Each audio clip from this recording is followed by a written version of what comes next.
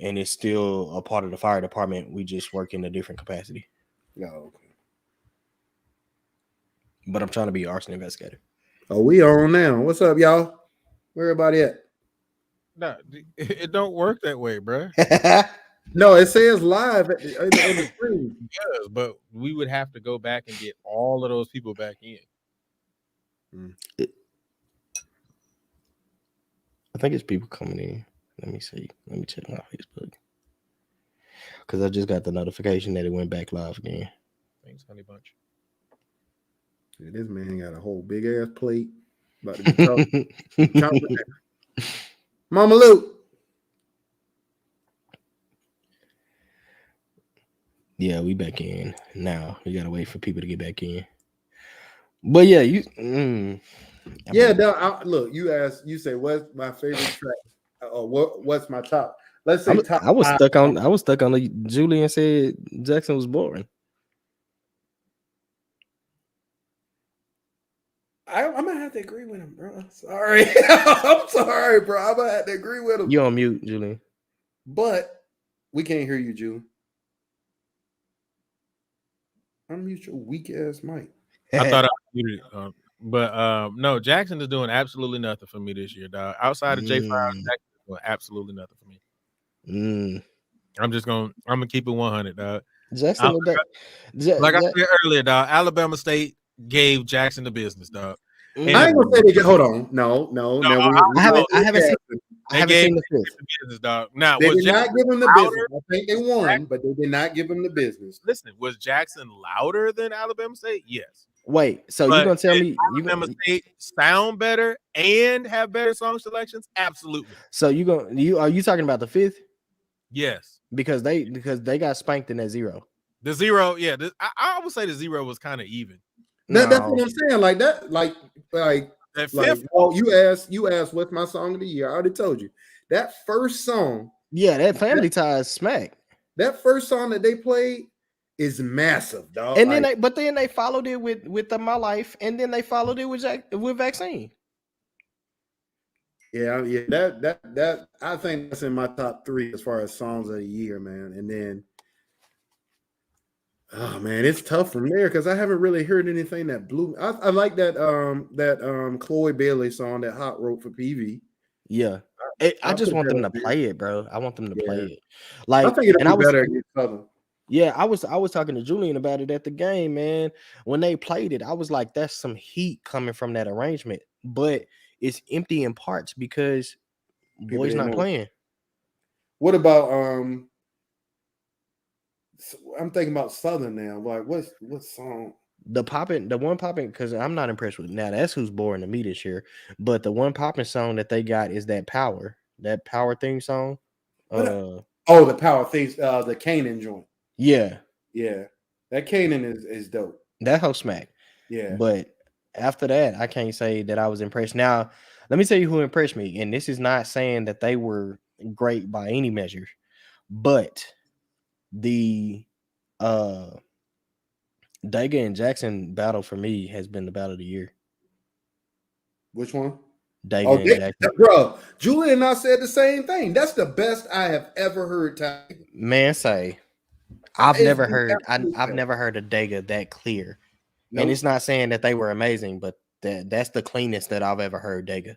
I think I'm agree with you in that. That's the battle of the year so far, bro, because everything else has been like elementary school versus college. Because that Southern versus Miles, oh my god, trash. Oh my god, yeah, it was trash. Oh my god, the A&M in Jackson wasn't good. No, I'm sorry, and I've been telling Julian this, and he agreed with me when he went back. A&M does not sound as good this year as they normally do, bro. No, definitely not. They were better in COVID than they are now.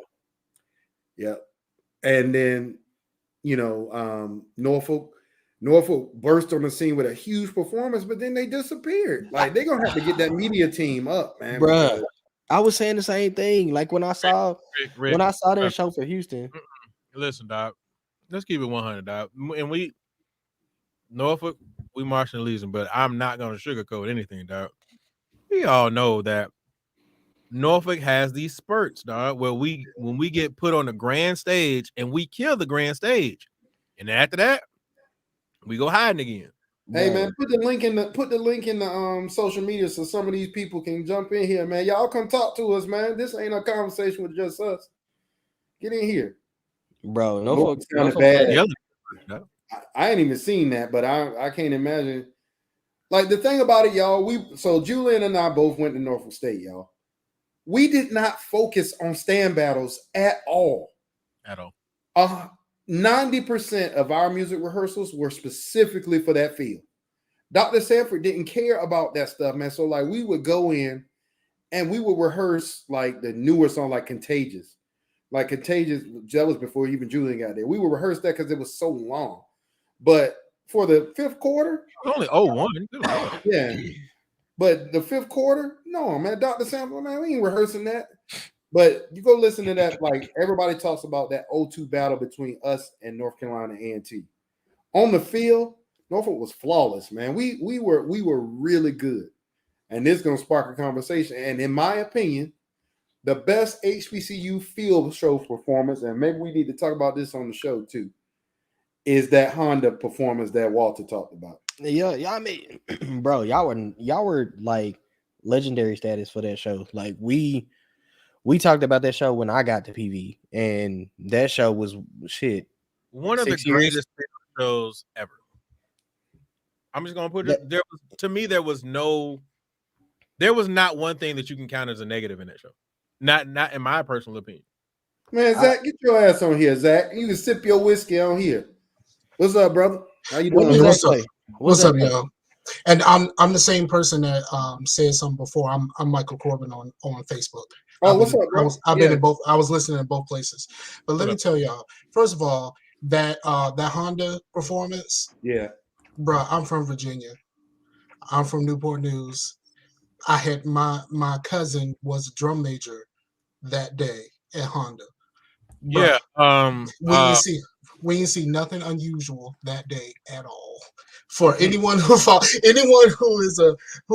follows Norfolk State, what they did was 100% what they do, and it's just the world just got to hear it. And see, that's what I'm saying, cousin. But what you say your name again, bro? Say that again. No, I was saying Dre is your cousin. Yes. Okay, my chapter, bro. That's blood. What's your name again, brother? My name is Mike. Mike. So Mike. First of all, I'm from Portsmouth, bro. So I'm from the 70 cities too, bro. So, okay, word up. Yeah. But bro, I gotta disagree with you a little bit, man. From this standpoint, and it's just one standpoint, bro. This is the only disagreement, and that is that Norfolk band was an all-star band. That won't the Norfolk band. I mean, obviously it was the Norfolk band from 07. I got a counter though. Go ahead, bro. Go ahead. I got a counter. You think that Honda performance was better than the Morris Brown performance? Yes, and I was in the Morris Brown. Are you kidding me? Absolutely. That Morris Brown was perfect. By far, we were good. It was perfect. By far, bro. And I'm gonna tell you why. Clarity of articulation. Let's just start there. Yeah. Last week. I was sitting there like I was listening to the show Style Talk. I'm a mod in there. And somebody else was playing that. I can't remember which battle they were watching.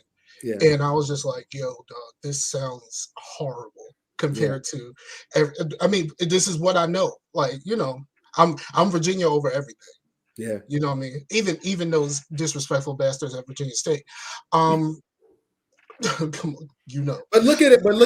Go ahead, Walk. No, I was just gonna say, but that goes to what I was talking about earlier, Rick. Like from the South, we didn't know shit about Norfolk. Like so 02 is what introduced y'all to the SWAC to the South, because I wasn't in college yet. But in the South, we never even heard of Norfolk. Like 02 was that show because it was at Honda. And, you know, back then we didn't have media teams. We didn't have YouTube. I mean, YouTube was like just getting started. You know what I'm saying? And so that performance for us was how we got introduced to Norfolk. Like that's how we knew. And that's what I said back when you talk about that when people say the SWAC sound or the MEAC sound, That's why we said that about Norfolk, because we had never heard a band from the MEAC do that. That performance is going to live forever for one reason. You cannot get a complete version of that anywhere. True. You cannot get a complete. There's a high cam version of the drill. Then there's another video of Steve's version was the only one that was circulating the most, but because it has not stood the test of time as far as clarity, it kind of diminishes the actual quality of the actual show. But here's the thing too, though. Julian Mike, he let me hear a recording of the studio recording that they had done that morning of the drill. That shit is flawless, bro. Like, the reason why I said that show is way better than Morris Brown is because from a clarity perspective, Dr. Sanford was on one, bro. He was like, if we going down here, we're going to leave an impression that's going to stand the test of time. So much that when Norfolk went back the next year, they couldn't meet the standard they had set the year before. No, I think And Love Goes On is the perfect song for tearing the roof off a dome. Julie, you got that recording, bro? Hold on. Like, could you play that recording? Like, you got to hear this recording, bro. I have it. Give me a second. I got to. Yeah, the way that song goes up at the end when y'all turn and face forward, that is the perfect way for everyone to go. Kind of like the very first time that I saw A&T. This was about like 99, 2000. With the first time when they got in the stands, and was just like, oh, look at these little, and then they hit that middle finger and you were just like, whoa, this band is not coming to play. And I was there. It was 99 where when y'all marched back and A&T was behind y'all, and for some reason the Horny Horns decided to blow at A&T, and they turned to the side and they blew Before I Let Go, and it was the loudest thing I have ever heard in my life. That's what I was telling them in the show, because they were like, well, Walter was like, Walt, I'm telling you, bro, I know that's all y'all, like, the thing that got everybody into it was the trumpets. Mm-hmm. We used to be like, man, we playing, but from 99 to 01, nobody messing with them trombones, man. Robin is a trombone player.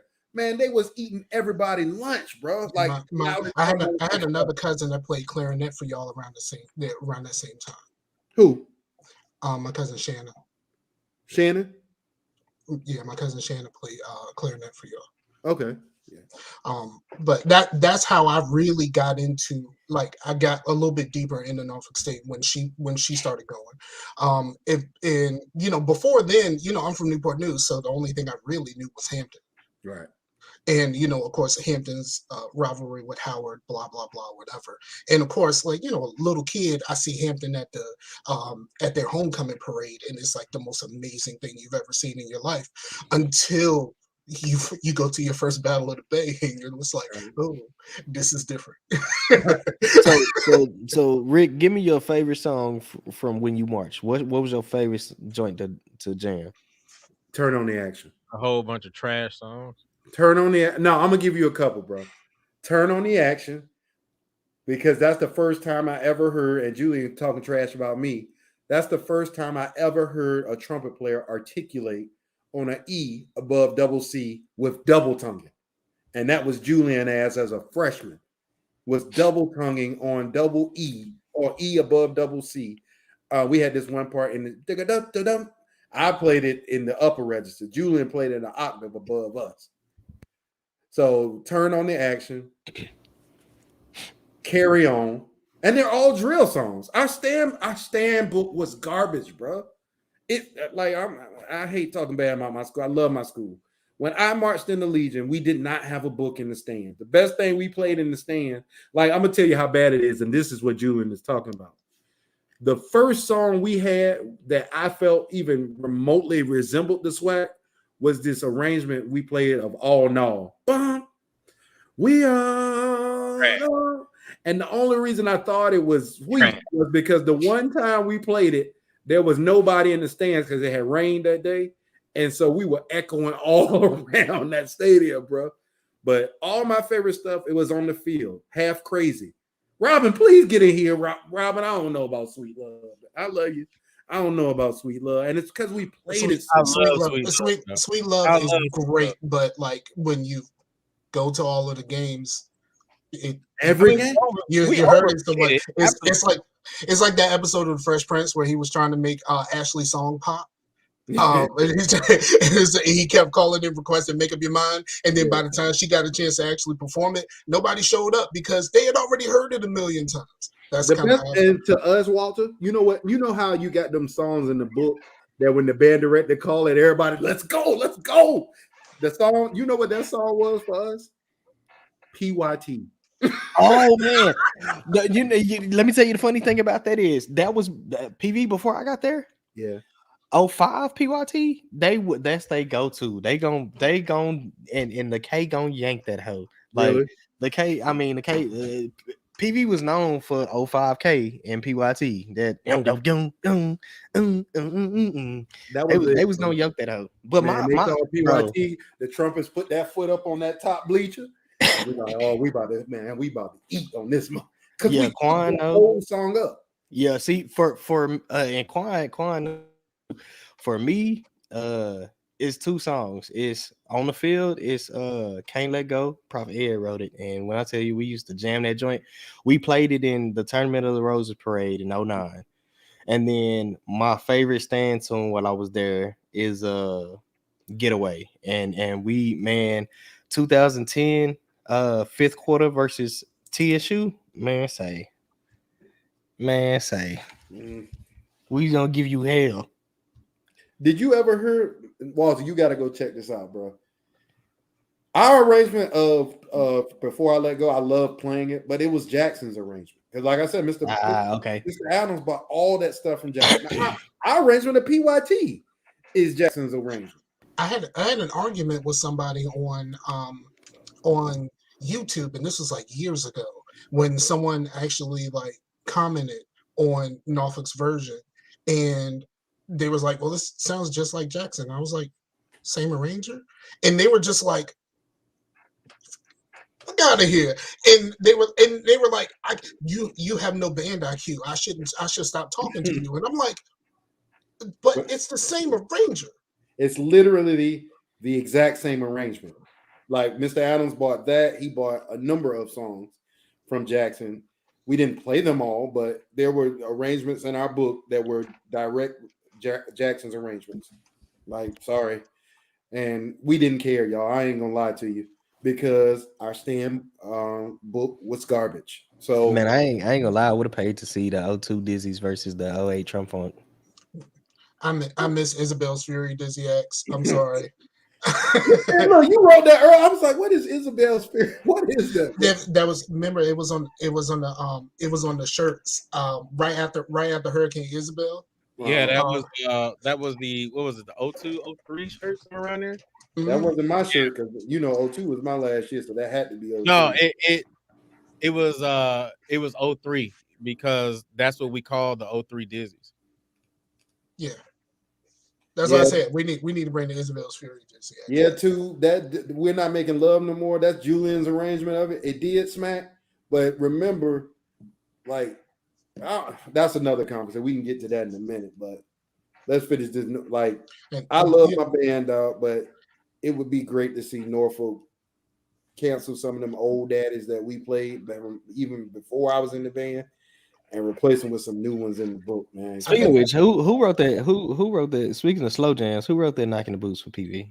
Julian. Hey, you need to get paid again for that one. I think a big problem with Norfolk State is like they didn't, these days they don't travel well, and the football team is garbage. So like it's not like this year right now. This year is different, but like the people you want to see them go against are gone. But see, yeah, I mean, I can't disagree with you on that. And it always, in every year for the last few years, right after the A&T game, both bands are just kind of like spent. But you know who I want to see Norfolk play? PV. Yeah, for sure. I've always called PV NSU. It's gonna happen because Norfolk's football team is good and PV's football team is doing well. You can't say always because that PV sound has not been like that for very long. No, I've been saying that for the last 2 years. Yeah, it's definitely because before then they were calling us baby fam. Now I want you know what I want to see, and I think is the better matchup. Honestly, even better than PV is Tennessee State. Yeah. Mm-hmm. And we used to talk about them back when I was in the band, but it was specifically as they used to play that Price is Right. Tennessee State boring. They boring? Yes. I think this year. I'm not going to say that they're boring, but I definitely would say that they can be very hit or miss. And yeah, I will go on the record for saying that a lot of their arrangements are bland. And this year with their fifth battles have been the exact same songs in every fifth battle. Like they have the same, and I'm sick of Loki. I'm really, I said that 3 shows ago or 2 shows ago. Yeah. Let me tell y'all though, that's what I hate about the media teams and YouTube in this day and age though, because you could get away with that when we was marching. Like I ain't gonna lie, we recycled the hell out them joints, but they can't do that. Like they literally have to come with a damn near different book every 2 weeks, and I hate that part. But see, the Loki did not do bands a favor because now people are scrambling for other themes to do. Like somebody does the Mandalorian theme and the shit don't hit. Like it's a lot of stuff that a lot of people are scrambling to try to get that Loki. That goes back to what I said last. Yeah, where we could have been the pioneers of playing the different stuff, but when I was writing all those things that were different and out of the box, everybody was like, "Wow, that shit ain't gonna hit." That's not true. I think. No, Julian, let me tell you, because going back from your first year, it was just the fact that it was either a hit or a miss. Like some of them joints, we was like, hold on, Walter. Hold on, Walter. Me and Julian been having this debate. Before you do that, let's be real, Walt. My first year, I only really wrote 4 songs total. Think about it. I only wrote 4 songs total. Okay. I wrote Taxi Cab. I wrote Higher. I wrote what's the Will Smith tune that Rick don't like? Black Suit, which was trash. And I wrote the Chris Brown song, that Turn Up the Music. That's the only 4 songs I wrote. You wrote another one. Or was it the year after? I think it was that year. I'm pretty sure it was my year. Damn, what song was that? It was a really, really far left song. Damn. Oh, you talking about was it the joint from Tron? Which no. It was if it wasn't that was it. I didn't write much. It was it was a really far left song. It's a white band. Damn, I can't. Aerosmith? Yes. Yeah, you did. That was 2013. No, you brought it out in 12. Brought it out in 12. We didn't play it in 13. Let me explain that whole situation. I didn't even want to bring it out in 12. I told Doc, I was like, yo, I think I need to take it back and rewrite it and then redo it. Because when I sat down with Doc and we talked about it, he was like, yo, I was like, how are they, playing? And he was like, they're struggling on it, but they'll get it. And I was like, I don't know. I really want to take it back and try to, redo some things because I didn't write it for y'all. I literally wrote that sitting at home one day. And then it just so happens, I was at PV like the next 2 years or something. And then it just ended up on the stand. So yeah, that's kind of how that came about. So yeah, it wasn't supposed to even happen that way. Who wrote that sale? Did you write that sale? No, that was Pat. No, it was Pat wrote that. And that Panthers, that Black Panther, that was written. That was me. Yeah, that was a Julian arrangement. That was me. Man, look, we had this conversation last week, and I'm gonna just put it out there because Julian always be downplaying his skill. Julian got hits. A lot of Julian hits didn't leave the band room. For sure. Like they're talking about that Johnny Quest. The whole band loved that Johnny Quest because it hit. Yeah, was it weird? Yeah, wasn't nobody expecting to hear Johnny Quest. But some of our best ideas was weird shit. Like that, they talked about that Honda show. If y'all would have known what we were gonna do before that Honda show, trust me, you wouldn't have wanted to do that. So I had to I came up with that whole first Honda show. At the end of the day. I mean, let's be real. If we want to keep it, 100, the Houston show. Yeah, the Houston show was, it's in my opinion, in the Doc era, the Houston show is still top 3 shows they've ever done on the field.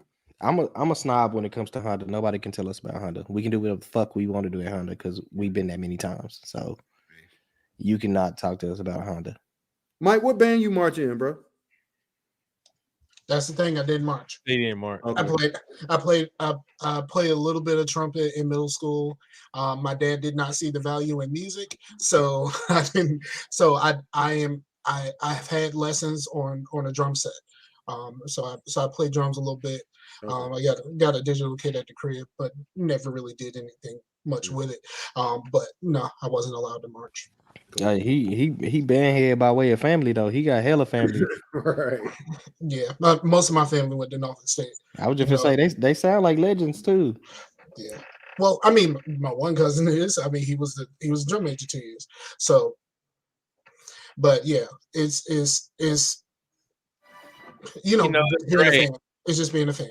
Yeah, his family, and then he knows my LB Hep, and then Dre was drum major with one of the greatest Norfolk drum majors of all time, Antoine Gardner. So I mean, yes, sir. Yeah, I agree. I agree, Robin. And Hep lived around the way. So I'm Yeah, that's my LB, man. Let me see. Can y'all hear this? Hello.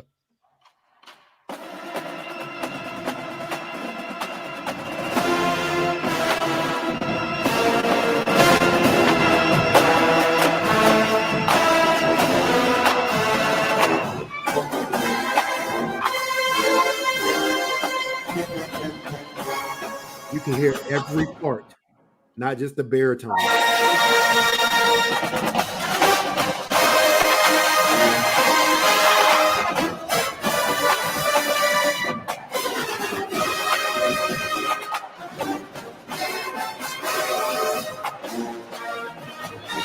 Baritone.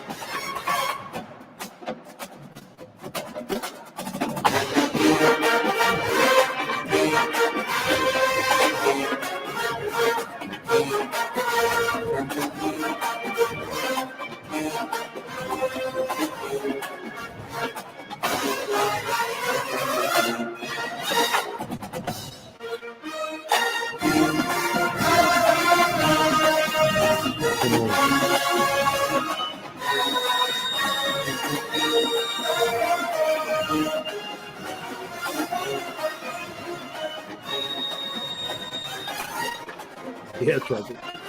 I was just saying, who's that?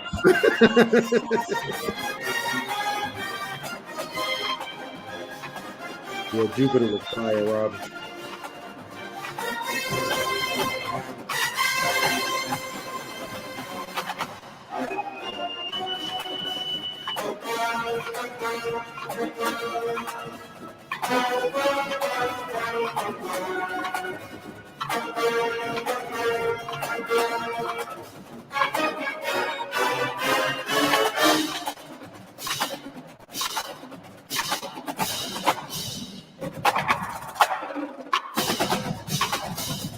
Hey, listen, they're actually playing parts instead of just the same drum part over and over again.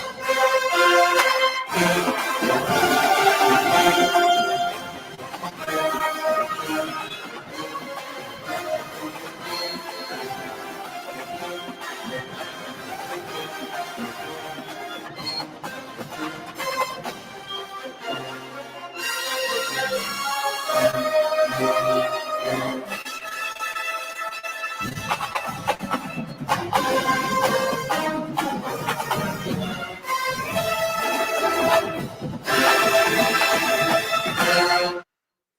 on, dog. I want the mellophone in me wanted a mellophone tag on the end.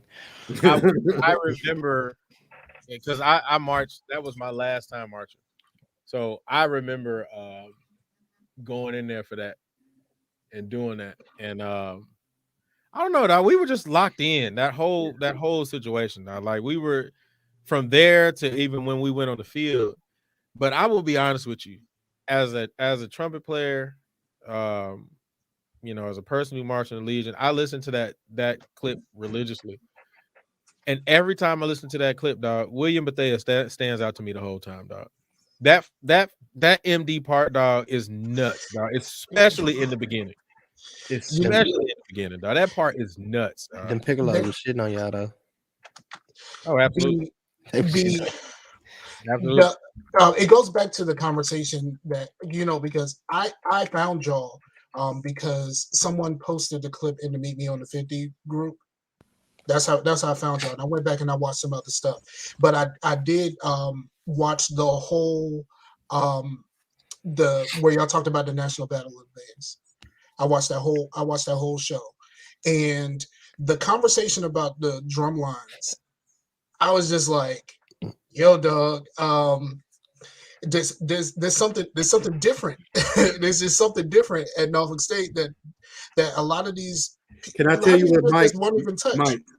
Let me not to cut you off, brother. Let me tell you the only difference between Norfolk State's drumline and 90% of these other HBCUs. When you walk into two things. When you walk into the room with MD, you must audition to be on MD. You don't just show up and grab a drum. That's number one. Yeah, and number two, when you walk in the room, the band director, who at that time of MD was Mr. Bethea, first thing he does when you walk in the room is he does this. Hey, here's your sheet music. Not this is the groove we're playing on that particular piece of music. That is the difference between Norfolk State. Every member of MD can read sheet music.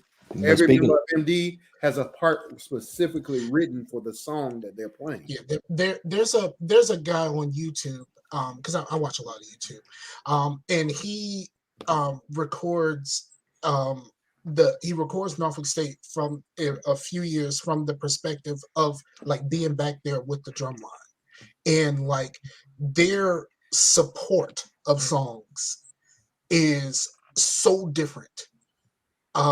And like even when it doesn't project like other bands do, like they're not just like, you know, using hammers on their drums like most SWAC bands. It's their support of songs and the musicality behind it is special. Hey, all you Southern fans out there, is Southern the kings of drumline too? Southern can't be the king of drumline because they don't battle. Y'all got WT fucked up though. That's when if you talking about SWAC. I know you say they groove. If you talking about SWAC, we got to go Warren Thunder.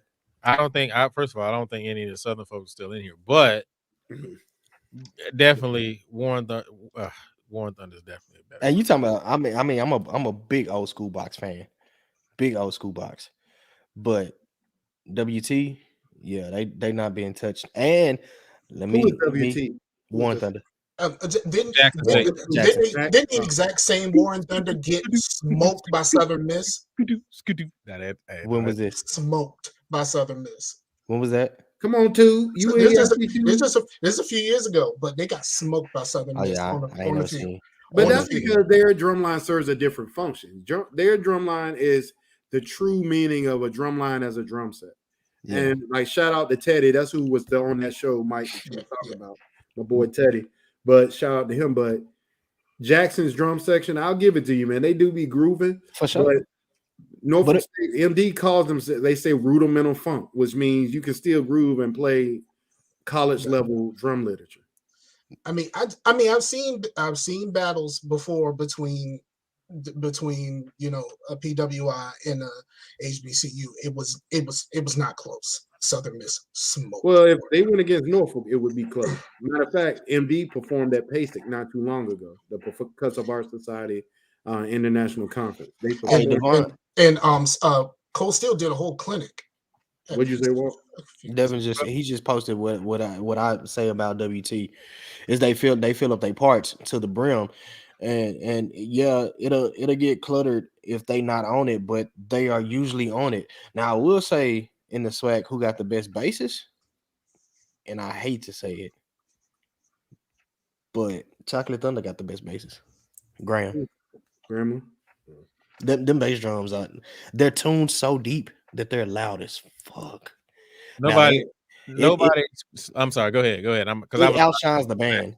It outshines the band, but when they playing by themselves, it's amazing. I mean, it's not hard. Their band is not good, but go ahead, Julie. Let me say two things. First of all, Zach, I don't sleep on a lot of old school stuff because, like, first of all, old school funk trash. Hey, hold on, Julie. Tell these young tell them to get their tail in here and talk to us instead of typing. Nah, dead ass. Right. I mean, if they scared to talk, they're scared to talk. It's all right. Two up there just typing away. Get your ass. They don't want to get on the camera, but and I don't think Funk Train ain't never been shit. But my thing is, like, I'm an old school Texas Southern fan because I'm from Houston, right? My band director was the old assistant band director, bro. So, like, I was raised on Texas Southern. You know what I'm saying? So I had to watch them. Yeah. But I was a fan of them. But I'm an old school Jackson fan too. So I'm not gonna sit up here and say that old Funk Train is trash because I definitely agree they were talking about something. All right, that's the first. Mike, what I'm gonna say to dang, how did I do that again? What I'm gonna say to you is, and this is kind of getting slightly off topic, but but that's one of the things that I really am working and I really want to continue doing is I want to have the conversations that a lot of people are not having. And so the fact that, you caught the show at a time when we were talking about Drumline, that to me speaks volumes for what we're trying to do and trying to, push a lot of conversations forward. Yeah, we'll have these types of conversations off air, you know what I'm saying, or off the show. But for the show, I want to have the conversations that are not being had that will in the future create change, change for the better, not change for, the worse. So it just so happens that you caught it, and I'm glad you did, bro. So there's a YouTube channel that actually did a show in September about the SWAC versus MEAC drumlines. It's called HBCU Drumline Talk. Is another YouTube channel, and they actually had people from both conferences, and they were talking about the differences and all of that kind of stuff. It was actually pretty good conversation. Yeah, that's dope. That's dope. Were we done? Okay, my bad. Okay. No, wait. Look, I'm waiting. It got real silent. It got real. I'm waiting on Tube and them to get in here because they talking mad stuff in the comment. Get in here, Tube and Zach. Robin, come on with us too. I need some 2000 support. Zach, is that you phone him, Zach? Yeah. Okay. Yeah. I was like, I know that name, but I'm old. Like Julian has some hits, y'all. I'm telling you. Norfolk drumline is unmatched. Nobody's better. Not one drumline in the country can outplay MD from an HBCU perspective. Not one. Sorry. Except for the last two actual seasons when they actually had battles and they dropped sticks. Really? I ain't gonna lie, I never heard of them. I'm gonna say okay, well, the A&T battle, the last A&T battle, they dropped the stick and still the A&T. No, I'm saying I ain't gonna lie, I never heard of their drum section, honestly. Like, well, Cole Steele is run by a PV alum. Yeah. You said what? I know Cole Steele. Yeah. Oh, you ain't know MD? Yeah, I never heard of him. But $1 million Funk Squad. Let me go back and say this, Rick. I think I need to go ahead and put it out there to the mass, right? So, yeah, Rick keeps saying that I had the hits, blah blah blah, right? Which is cool, but this is how my perception worked when it all used to go down, right?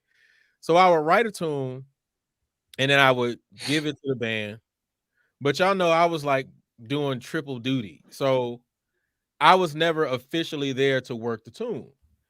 So usually it would be Rick who would be there to work the tune. If Rick couldn't be there to work the tune, then it ended up being like, all right, we're just not gonna play it. You know what I'm saying? So, but the part of it is this: when you posted that question on Facebook and you asked everybody about their favorite tracks of yours, almost everybody that marched in our era brought up that On Our Own. Can we tell the On Our Own story, please? Hold up, whoa. Let me address that. Let me address it. I gotta go back before I go forward. So, you know, when I would give the arrangements and all that kind of stuff, it ended up becoming a situation where I was like, well, obviously they just, you know, because a lot of my stuff ended up becoming those, you know, band room classics. So I was just under the impression like, well, I guess my stuff ain't rocking like that. So then I just kind of left it at that, and that was the opinion that I had. So let me go to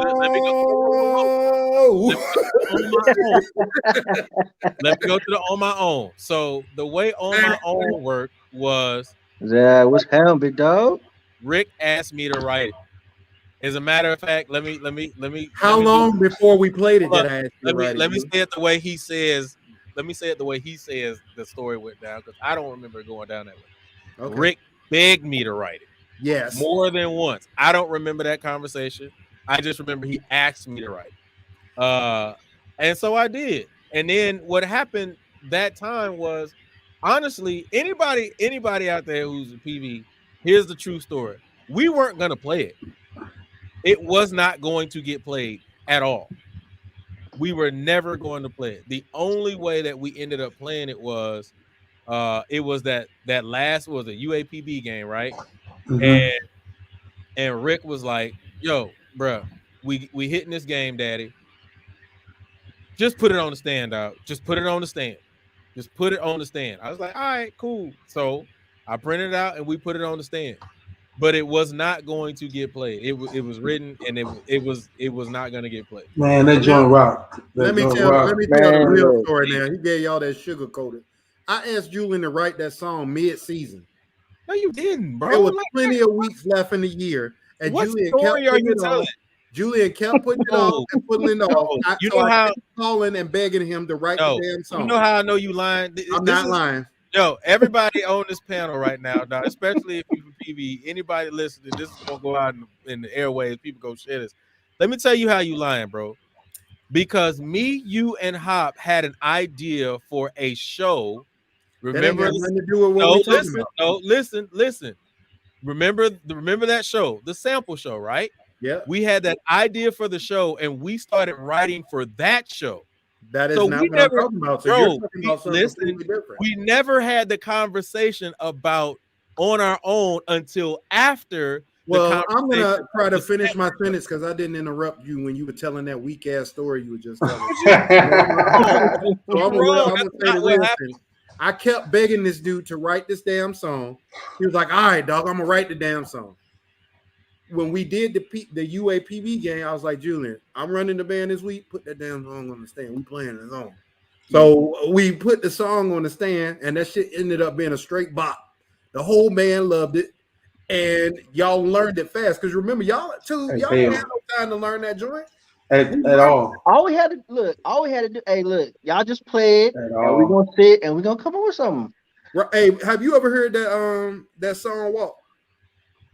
You got to look it up, bro. On Our Own. It's a funny video of one of UAPB. Man, that joint rock. I didn't like how he had 3 B-tone parts, like 3 different baritone parts, but like when you hear it, sheesh, like. We shake look, Prof, you can't even be too much mad at Luke talking about you was you asked him mid-season because you was sitting on that dripping joint since like summer camp. But we on some shit. Hey, I heard that joint, that dripping smack. But that was my first attempt at writing the Crank song. I know we didn't put it out to Jackson though. Oh shit, Rick, you wrote that? I wrote that dripping, yeah. Because I remember I went in the office for something, and he was like, "Tube, listen to this. Tell me what you think." And it got probably didn't even get 3 bars. I was like, "Hey, this the one. This it." No, you gassing too, because when we first played it with the band, the horn line. Well, you weren't in there. They was looking at me like it. No, it was the key. I listened to the arrangement on Finale. You had let me hear it on Finale before you even printed out paper. So it's in the key of E. I wrote it in the. It's you see that many sharps, you're not gonna be excited to play. So let me be real. Let me be real, since we got some of the former students over here, dog. Y'all were mad critical of a lot of good stuff that could have been a lot better, but like y'all would hate it because one, sometimes you didn't even know what the song was, so you was like, man, we ain't playing this shit, and so it got past it, dog. It could have been so many other songs that we could have played, but y'all hated on it so much, dog. Like we which years are you talking y'all about? do that every year, though. Which years are you talking about? It was 16 every year. No, you can't say that about 12. You can't say that about 12.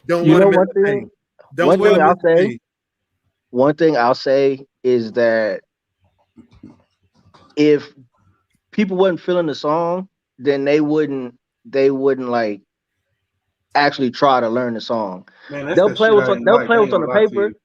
They'll play what's on the paper because they got to. But you could tell if it was something that they weren't trying to play compared to if it's something that they really wanted to play. I mean, but you basing this off the majority. But you basing this off of the majority. Let's be real here. But the majority, the real ones knew. Like we knew. Oh, this is that you came with me like, you sure about this? Huh? When I passed that dripping out and we played the because you know the intro. Okay. Hey, so the intro sounds like a toy bot, like a I mean, all I saw was sharps. All I saw was sharps, and Hop talking about we're gonna crank this bad boy. I'm like, well, all these sharps? Are you serious? Like this what we doing? This we doing? We got all these different dexterity. Like we going from what we doing here? This 1 2 2 3 combination, and you want us to crank this? Okay, and we're not gonna talk about this B tone part. I liked it once I got comfortable with it, but God, dog, we had to work that bad boy. Let me tell you, I'm just mad. I'm mad at both of y'all, Rick and Julian, because y'all started writing for mellophones after I left. I'm gonna tell you. I told you. That's because you got mellophones. Wait. That's because y'all had them. Y'all definitely didn't have them. I want to put this out here because I told him this at the Grambling game. I said, when I started really getting a chance to write, I purposefully was writing for mellophones because I was thinking about when you were there. But then those parts were not coming through, and I was like, because I didn't hear another mellophone section until maybe. I'm just talking shit, Walt. I'm just talking shit. If you heard in my time, if you heard a mellophone section, it was me. It was me and three other people. Yeah, and no bullshit, and that actually hurt me a little bit because I was like, damn, like we was always known. I mean, you know what I'm saying? We was known for being solid, like a solid ass section. Like we was gonna play our part. We was gonna play where it was written. We was gonna shoot up every now and again, but we was gonna be a fat section. And that's being real, like being in that time, like people didn't know, like outside didn't know. We had to make mellophone players. We'll have like 2 people that'll come in. And it'd be not like you got to look at it like Julian was saying though. Everybody would come up to me at the beginning of band camp. Hey, Prof, what's that one song you gonna pass out this year? Because I was up there teaching. I was trying to be writing that. I wrote 1 song a year. True. Hey, I feel like that push that push a lover girl. That was Julian Robbins Brown. But I wrote. I will say something about Push Your Love, man. Like that was one of them songs that didn't get the attention that it really needed. One, because we didn't sound good. Too fast. Let's be real, we didn't sound good. So it could have been the best arrangement ever, but because we didn't sound good, people like, man, that's trash. Rick, you got ghost and shit going on? Like you got the dog. No, that's my dog. He just scratched his I saw that shit. I saw that shit too. I was like, wait a fucking minute. No, but open this dark over there and shit. Like, you can have the best arrangement in the world. Like that Rub You the right way I wrote was trash. But so I got a question. You played the hell out of them. I got a question. Yeah, exactly. So I keep hearing about all these amazing arrangements. I came in 14, so I don't know about none of these. Secret Garden, Taxi Cab, all these great arrangements. Taxi Cab was not sweet, but Secret Garden was. Let me. Why did 14, 15, 16 when PV was? I'm gonna talk my shit because that was my band. Like when they was there, why didn't we see them? Like why didn't we see them? We didn't pick what music went on the stand. Understood. We're gonna leave it at that. Okay. Do we need to go further? Understood. I ain't even gonna argue with you on that one. We would, man, over all the years, we was always our biggest demise. Like the in-house, we was always our biggest demise. How many times, Walter, even from when you were there, did I had to get on the band because we want to play all this stuff, but nobody learn it? We had that's true. That is true. That I don't want to come down. We as a section never had that problem, but we definitely had it as a band. Right. No, we had it as a band. Yeah, we definitely had it as a band. Like I ain't even finna stunt. There's a couple of joints like the Contusion that Chat popped out. Nobody wanted to write that. I mean, nobody wanted to learn it. I'm like, are you serious? Yeah, you hear this? Well, I'm not gonna say that. Hey, there was one rap joint that turned me all the way off after I left. Push It, bro. They kept that joint in the book for about 10 years. Yeah. Let me put this out there, bro. I gotta okay. So when it when we first played it, I was with it, and even the year after I left in 2017, I was with it. But it was for me, it was just kept in a rotation a little bit too long. I mean, but do y'all say that same thing when Southern plays? I don't get exactly. Like I don't get how people like for that too. Like, come on now, let's be realistic here. Like, I look forward to Southern pull out. I like Jackie's version better. Southern pull out flawless 2017. Nobody said it. Southern pull out flawless in 2017. Nobody says anything. TSU can pull out some old shit. Nobody says anything. Let me tell you. Shit, Graham can play some shit over. Nobody says anything. I still look forward to Push It and Rep Your City. Let me explain why that is. No, let me explain how that is. Okay. Because they can. The reason why they can pull that out is because they go at least a couple years before they pull it out again. That's not true. They play Never Satisfied right now. They've been playing Never Satisfied since. Bro, absolutely not. If you really pay attention to Southern, dog, like even Can You Feel It? They will pull Can You Feel It out, but it'll be a while before they pull it out. I mean, but after the second year, it was understood that Push It was going to become the new PV, as people will say. That's their stamp.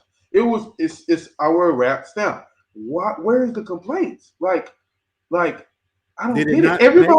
Everybody, that's what I'm saying. Like it ain't like it don't sound good. I ain't gonna lie. I want to this PV that you want to hear. This PV that you want to hear. You want to hear us get ignorant and loud and do all this crazy shit. You're getting it from this song. Now you get it. You still got a complaint. Like you still got a complaint. Like. Is it because we PV? Just say it. It's because let me put it like this. Yeah. Let me say it like this. When you have certain songs, right, like actual songs, not arrangements, there's some songs that you can pull it out 10, 15 years later and it's still jam, right? There's some songs that, okay, a year from now, it ain't going to slap like it did when it first came out. For some people, for a lot of people, that I don't give a fuck is that song where you can pull it out and it's still gonna rock, right? For me, just the overall song of Push It, like the actual song, I wasn't listening to it a year after it came out. I don't know about you. I don't know about you, bro. Now it's a good song. In these latter years, I've been working in the club. Like you hear Push It now. You can go to. Well, see, I don't go to the club. I'm not you can go to a family reunion, a trail ride. You gonna hear that joint. You gonna hear Push It. You're gonna hear that joint play. Yeah, man, that right there. Mike, so how about this, Mike? As a person, you ain't affiliated with PV at all. He asked the question: is it just because we PV? I think so. Feel like it is. As I'm learning. Go ahead. Yes, because with schools like Southern, there's a different kind of brand recognition that comes with some of these songs, and he was right. They left. I don't give a. They left it alone for a while, and they were playing something else that they've kept playing over and over again. It was one of Brian's arrangements, and I cannot figure out. But nobody does it better. Tourist. Tourist has been dropped every year since Southern fucking played it in 16. Well, I haven't heard them play any of his arrangements. I was even trying to play. Well, not this year. I mean, that'd be kind of stupid of them to do that. Yeah. No, actually, no, because I mean, he already wrote it. It's ours. That's true. I mean, hey. Well, let me ask. That's gonna make you look real bad. I mean, it's cool, but the man on the other side of the fence now need to slap him with your own belt, not the shit that he left at the house. Nah, I feel the opposite. You gotta smack him with his own shit. Nah, man, it's because all they gonna do is especially this year, the year to do. If you're gonna play something of his, you play it now. Why his? Yeah. Why his you do that. And you smack him with his own stuff while he can't return it. I can guarantee you do that in the way that he wants. You do that. That man gonna be smiling because all you doing is putting butts in his seats. How? I disagree. How? They dropped no fucking with. Everybody already know that this is a Brian Stamp. Okay, you smack him with it to the band culture. To the band culture, yeah, that's cool. But he's a whole head band director now. His perspective is totally different. But you gotta understand. But the brand of Southern is stronger than Brian. And you gotta understand. That's something we learned. Only the band culture know he wrote it. Right. This is very true. So don't nobody, regular people in the stands don't know that Brian wrote that shit. They just know Southern play it. That's true. But I mean, I will go back to this, and I've said this to Rick, and me and Rick have had this conversation on many occasions. Southern can get away with anything. You know what I'm saying? We all know that. Let's just call a spade a spade. I mean, you know, I will go back to all the things that I used to write. You know, even something as out of the box as that Black Panthers thing. Yeah. You know what I'm saying? For us playing it, I think it worked well for the fact that it was PV and we were Panthers. But other than that, well, nobody really care about that song. You know what I'm saying? But if the shoe was on the other foot and Southern would have played it, oh my gosh, it's the greatest song. Who would have thought to play Black Panther theme? You know what I'm saying? Like, it's brand recognition over everything when it comes to something. And I was about to going back to that, Julian. Like you said, man, people like to hate us because we PV. Like at the end of the day, and I don't know, bro. I have no clue what it is. Like even since back 04, 05 PV, like it's been the same, bro. Well, I know it's been before that, but I'm saying like just what I know, bro. They don't want you. The reason why people don't want to be to like PV is because they know PV is good and they don't want you to be better than their favorite band. It's a lot of people that went to PV that their favorite band is Southern. Yeah, and those are the same people that's in the car.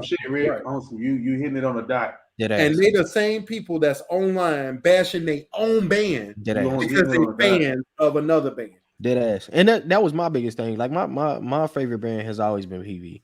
My favorite band will always be PV. I'll never talk down publicly about PV. Now, when we get together, we gonna have some real ass conversations, and I'm be like, hey, let's just, just like I was talking to Julian at the Classic. Like when it came down to that Chloe, that Have Mercy. Like great arrangement. We just didn't play it all the way through. And if they would have played it all the way through, it would have went over the way it was supposed to go over. I mean, but that ideology of self-walk is just being family. A lot of for sure. Unfortunately, it's a lot. Some people don't know what family is. They don't even like. It's just what it is. I'm like, but at the same time, they gotta be able to take like, and this going back to even when I was there. Everybody got to be able to take constructive criticism, right? Like, ain't no reason we need to still be playing out on a limb in the fifth. Like we just. But here's the thing. Here's the thing, Walt. No, I agree with Walt. That's it's not great. But here's the thing, Walt. That's a homecoming joint. Oh my God! Thank you. Oh my God! Well, Walt, here's the thing, bro. And didn't y'all used to play that song by yourselves? Who? The Trumpets. Oh no. We played it at Norfolk State. That's what I'm saying. Didn't y'all play? Play out on the limb? That was a fanfare at Norfolk for the Trumpets. Yeah, but PV's been playing out on the limb since the 90s. Yeah, because Prof Phillips was there in the early 90s. But here's the thing, Walt. Julian and I say this all the time. The thing that's going to help PV is to get the alumni back involved in a positive way. Yeah. In a way that is supportive of Dr. Zachary's vision, not your memory of Prof Ed. Well, still haven't moved past that. You're right about that because people still want to hear that out on limb, and I just don't understand why. But you know what? The only way that we're going to be able to do that is if you have, I feel like, well, not the only way, but the easiest and fastest way is to have an alumni band that everybody participates in versus like just a Ed Storm or a Zach Storm. Like, and that was the thing. I think that it could have happened back when they had the PV Southern battle, but none of the new recent alumni marched for it. Well, Or Zach was in it. I have some. I was there too. But I'm saying it wasn't a lot though. It wasn't. I have some thoughts on that, but I don't know if that's a on-stream conversation. So yeah, I mean, like let's say it was family business in the family, but what I'm saying, yeah, there has to be some makeup that happens that brings those two sides together because they have a band now to be proud of. Like PV's band is a good band.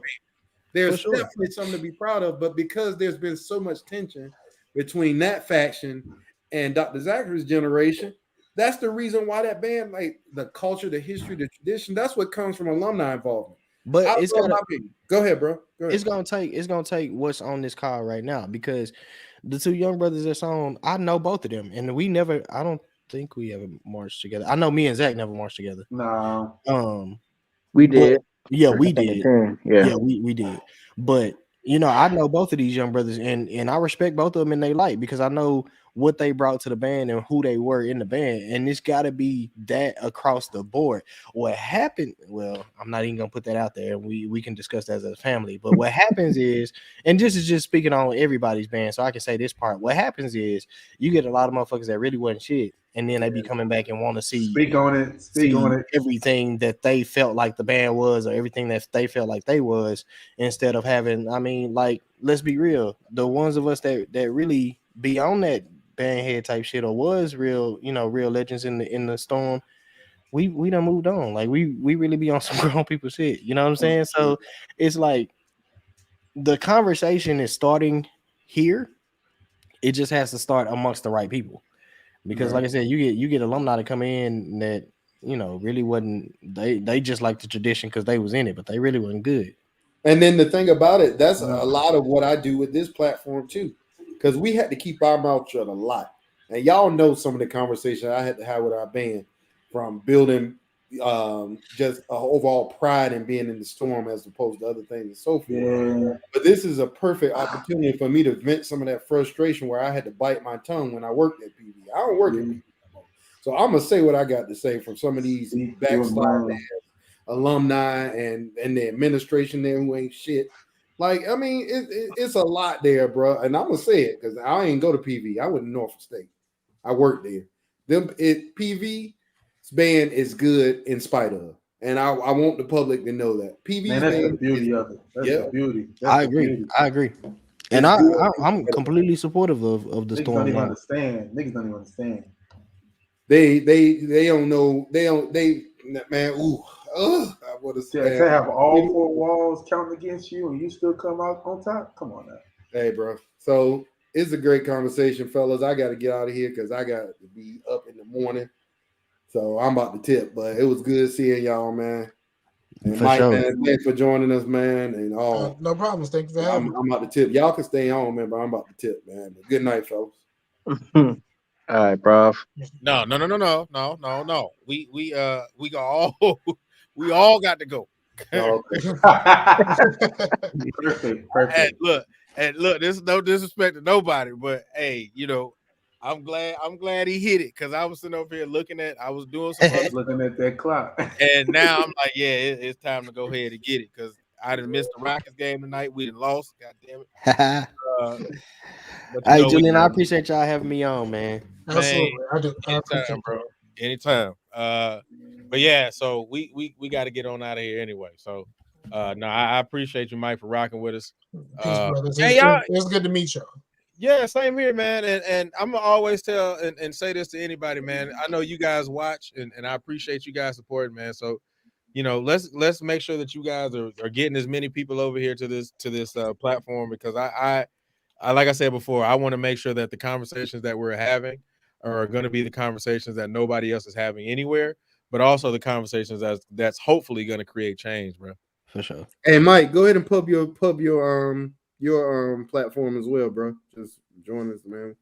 What's the podcast you say you speak on? I have two different podcasts. One, Scarcasm Live, was just me and my homeboy. We just talk about random stuff, video games and crap. And then I have another show called Return to Oswald, where me and a couple of buddies we recap the HBO show Oz. Mm. And then I'm also a candle maker and an artist. You can find that at the website ptcachandcrafted.com. Stands for Peace Through Colors, Arts and Crafts. Dope. All right, man. Appreciate it, man. And matter of fact, if you have any kind of like not flyers, but like promotion stuff like that, we'll try to get it on, man. Word up. I'm working on a new like special like discount code type deal. I got you. Okay. Yeah, just send it over to us, and when we get to the end of the show, when we start doing our promotions, man, we'll make sure we shout you out, man. We want to try to make sure we support everybody we possibly can. Thank you. Hey, y'all just go subscribe to mine. Oh yeah, go ahead, Walt. Go subscribe to mine so we can get them 100 subscriptions. We 3 away. Hey, Julian, shoot me your How many subscribers you have right now? We got 97. Oh, dope. Okay. It's on YouTube. Yeah, it's on YouTube. Drop the what's the name of it? I go subscribe right now. Yeah, I got you. Hey, Julian, I met this random dude at our football game. He was like, "Yeah, man, I play online with this guy, man. He told me to tell you hi. His name is yeah. Like this random dude walks up to me at a football game. I'm like, how can I help you? Yeah. Yeah. Scraggly thin dude. Yeah. I told him because he was like he told me he was doing a basketball game for UConn. Yeah. And I was like, oh yeah, my old one of my old band directors work up there now. And I told him, he was like, okay, well, if I ever see him, I was just like, all right. Yeah, he told me to tell you hi. His name's Tube. Yeah. I didn't know if you want me to give you real names. I was like, oh, okay, yeah, all right. Yeah. I was like, well, I said that's what anybody in the band that I went, that's probably what they're gonna know me as first. I know you as Devin because I know you. I was your band director. I didn't know you know damn. Yeah. I ain't never called you that, but whatever. But let's get on out of here. But yeah, man. Well, I see you got 97 subscribers, man. We blessed right now. We up to 92. Hey, we up to 92, Rick. Hey, I've subscribed. I subscribe. Oh, you know what? Let me subscribe from the podcast page. Hold on. Hey, Rick, you call it. I mean, yeah, that's ours. Julian, shoot me your number in Messenger. All right. Oh, okay. Yeah, I was thinking to myself, I had to remember if I even had your number. Okay, I got you. Someone in the chat asked what's Walt's YouTube channel.